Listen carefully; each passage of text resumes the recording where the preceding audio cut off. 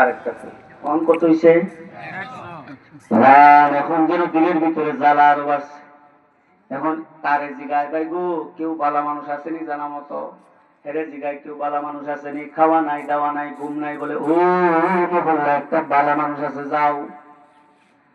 নিজের সংশোধন হওয়ার জন্য, ভালো হওয়ার জন্য বাজান ঘর থেকে বেরিয়া মাত্র রওনা হয়েছে, এমন সময় আল্লাহ